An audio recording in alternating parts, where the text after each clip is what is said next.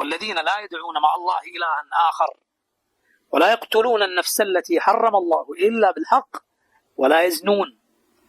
ഇബാദുർ റഹ്മാൻ, അള്ളാഹുവിന്റെ നല്ലവരായ അടിമകൾ അള്ളാഹുവോടൊപ്പം ഇതിൽ ഒരു ഇലാഹിനെ അവർ ചേർക്കുകയില്ല, അള്ളാഹുവോടൊപ്പം മറ്റൊരാളെ ആരാധിക്കുകയില്ല. ولا يقتلون النفس التي حرم الله إلا بالحق. അള്ളാഹു പവിത്രമാക്കിയ ഒരു ജീവൻ അതിന്റെ ഹക്കോടെ അല്ലാതെ അവർ ഹനിച്ചു കളയുകയില്ല. വല യസ്നൂൻ, അവർ വ്യഭിചരിക്കുകയില്ല.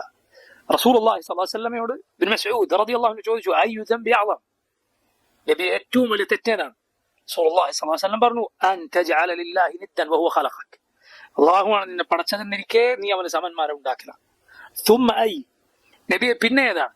നബി സല്ലല്ലാഹു അലൈഹി വസല്ലം പറഞ്ഞു, അൻ തഖ്തുല വലദക മഖാഫത അൻ യഅകുല മഅക്, നിന്റെ കുട്ടിയെ നീ കൊന്നുകളയലാണ്, അവൻ നിന്റെ കൂടെ ഭക്ഷണം കഴിക്കും എന്ന് പേടിച്ചിട്ട്, ദാരിദ്ര്യം പേടിച്ചിട്ട്. ثم أي, പിന്നെ ഏതാണ്? അൻ തുസാനിയ ഹലീലത ജാരിക്, നിന്റെ അയൽവാസിയുടെ ഭാര്യയുമായി വ്യഭിചരിക്കണം. അപ്പൊ നോക്കൂ, കൊലപാതകം റസൂലുള്ളാഹി സ്വല്ലല്ലാഹു അലൈഹി വസല്ലം ശിർക്കിന്റെ കൂടെ എണ്ണി പറഞ്ഞു. അള്ളാഹു ഖുർആനിൽ ശിർക്കിന്റെ കൂടെ എണ്ണി പറഞ്ഞു. കൊലപാതകം എന്ന് പറയുന്നത് നിസ്സാരമായ കാര്യമല്ല. നോക്കൂ, നബി സല്ലല്ലാഹു അലൈഹി വസല്ലം പറഞ്ഞു, ഭൂമി ഒന്നാകെ അതിന്റെ സ്ഥാനത്ത് നിന്ന് നീങ്ങിപ്പോകല, സവാലുൽ അർദ് അഹ്വനു ഇൻദല്ലാഹ്, ഭൂമി അതിന്റെ സ്ഥാനത്ത് നിന്ന് നീങ്ങിപ്പോവുക എന്നത് അള്ളാഹുവിൽ നിസ്സാരമാണ്. ഒരു മുസ്ലിമായ മനുഷ്യനെ കൊലപ്പെടുത്തുന്നതും അതിനേക്കാൾ എത്രയോ നിസ്സാരമാണ്.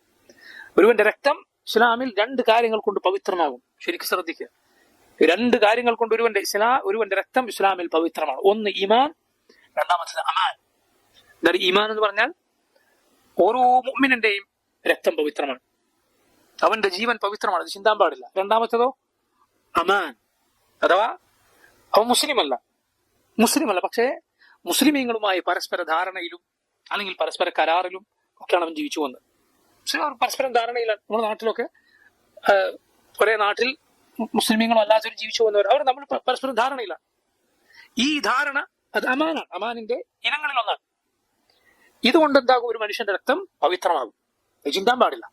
നബി സല്ലല്ലാഹു അലൈഹി വസല്ലം പറഞ്ഞു, മൻ ഖതല മുആഹദൻ ലം യരിഹ് റായിഹത്തൽ ജന്ന, ആരെങ്കിലും മുസ്ലിമീങ്ങളുമായി പരസ്പര കരാറിൽ ജീവിക്കുന്ന മുസ്ലിം അല്ലാത്ത ഒരുവനെ കൊലപ്പെടുത്തിയാൽ ലം യരിഹ് റായിഹത്തൽ ജന്ന, അവന് സ്വർഗത്തിന്റെ വാസന ലഭിക്കുകയില്ല.